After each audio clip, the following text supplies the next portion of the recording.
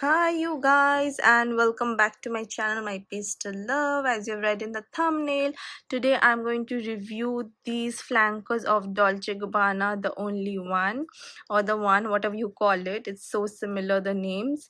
So if you are interested in knowing what I think about each of these fragrances, if you own any or you want to buy any of these, this is the video for you, because I'm going to go in depth and tell you which one I like, which one I don't, and go through all the notes and which one you can use for what purpose and which one you should buy and which one is right for you.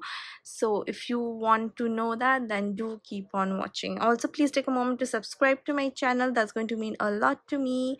And without wasting any more time, let's just get in. Okay, so first up we have the very first Dolce Gabbana, the one. Now this was launched in 2006, way back in time, and the nose behind this one is Christine Nagel, and the top notes in this one is peach, lychee, mandarin orange, and bergamot. In the middle you have lily, plum, jasmine, lily of the valley, and at its base you have amber, vanilla, musk, and vetiver. Now first of all, I love this packaging, you guys. I think it's my favorite packaging among all of them, but the juice is just not my favorite. Now this is described as a fruity floral fresh perfume. Now this I got recently in a blind buy because it was on sale, and this is 30 ml, as you can see, super cute.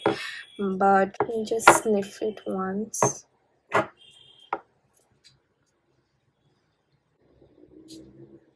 But yeah, in the opening you do get that freshness from the bergamot and the little bit of the mandarin orange and peach, but I don't get any lychee or any that sort of sweetness in the beginning.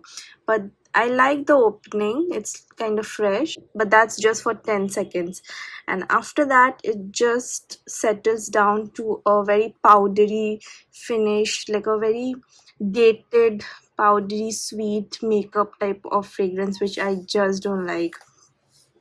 I had very different expectations from this one, especially after seeing lots of reviews and everything. People have described this as a sexy, sensual perfume. I did not find it sexy at all. I did not find it classy or anything. I just don't like this juice, and I'm going to pass it on to somebody in my family or friends, whoever likes it, because scents are perceptional and it may differ. In my nose, I just did not like it. The main problem with this one is too powdery. It's like it smells like some vintage 90s, not so modern type of scent, and it is very mature and definitely not teenage friendly, and it just does not smell good to me, you guys. It's just too powdery and sweet, but other than that, it's just your basic floral, fruity, and citrus in the opening. But I don't get also any particular note. Like I don't get the lychee, I don't get the plum or jasmine or lily of the valley. I think it's all mixed and it's very musky, which is why it's very powdery, and the amber is there and the vanilla adds sweetness. But even the vanilla is not my favorite in this particular. I love vanillas, but this one is just no for me. So I definitely regret getting this one. Next up, I have Dolce Gabbana, the only one. I have used this a lot, and this is my second bottle, and I love this one. I like this. These two are just opposites. Like this one I hate, and this one I absolutely love. Now this has top note of violet, orange, and bergamot. In the middle you have coffee, pear, iris, orange blossom, and rose. At its base you have caramel, vanilla, and patchouli. Now this is what I call sexy, you guys. Now this is my first Dolce Gabbana perfume, and I just love this one. I went to the store and I sniffed this and this one, the intense one, which I'm going to talk about after this, but I chose this and I loved this at that time, and I still love it and I use it a lot. It's a transparent, very sturdy double wall glass sort of a packaging. It's quite heavy, and this is 100 ml. And as you can see, the 30 ml bottle looks really tiny in comparison to the 100 ml bottle, but I got it in a pretty good deal, and there was a discount going on NYKAA when I grabbed this one. And this is a beautiful coffee gourmand fragrance, as I told you, heavy in the vanilla. This is a very aromatic vanilla mixed with the coffee note, and it's very rich and just very gourmand. And this is the type, like, if you want to describe my favorite perfume, this is the type I go for: gourmand, caramel, chocolatey, vanilla, rich, aromatic. Love it. Like, I can go on sniffing this all the time. It's very similar to black opium, but I haven't tried black opium, but I believe because even that one has coffee note, it must be similar. That is also in my wish list. But overall, this is also a sweet perfume, but it's very different sweet from this one. The vanilla in this one is very different from this one. This is more modern, more sexy, more classy, more nighttime and date night and clubbing sort of perfume. I love this, and I wear this all the time, and it's a very long lasting, and it has very good sillage, and I get a lot of compliment on this one. So this is always going to stay in my collection. Now next we come to the intense version of this one. This was more, I think this launched in 2020 or 19, I'm not too sure. It's pretty new, and this is how the packaging looks like. It's a classic black packaging. I love it. This is a 50 ml, and this is our 100 ml. And this one is another sexy perfume, you guys. This is your sexy white floral fragrance. Like, if you love white florals, this is just beautiful. It has a very different take on white florals. It has a little bit of green apple and fruity note and bergamot, a little bit of citrus mixed with some coconut, and overall it's a very creamy, fluffy, deep, dark white floral fragrance, you guys. I'm just going to tell you what all notes are in this one. So in the opening, you have neroli, you have green apple and Italian mandarin. Then in the middle, you have jasmine, coconut and orange blossom. And at its base, you have vanilla, cashmere wood and cedar. So in the beginning, when you spray this one, you do get a little bit of citrus, but not, like, it's a very different, like, the white floral is still there, but it's just mixed with that neroli and green apple note. So it's like a fruity floral in the beginning, and after that the white florals like jasmine and orange blossom starts to come through, which is beautiful.